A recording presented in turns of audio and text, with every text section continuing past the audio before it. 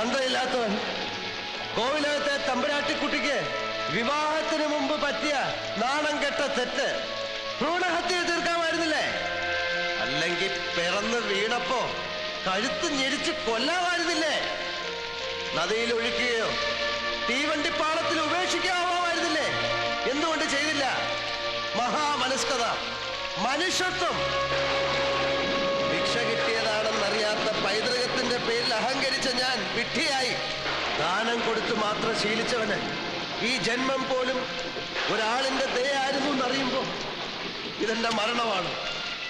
മംഗലശ്ശേരി നീലകണ്ഠന്റെ മരണം.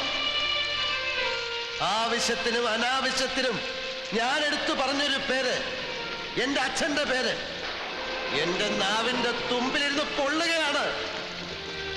ആദ്യമായി ഞാൻ വെറുക്കുകയാണ്. എനിക്ക് വെറുപ്പാണ്.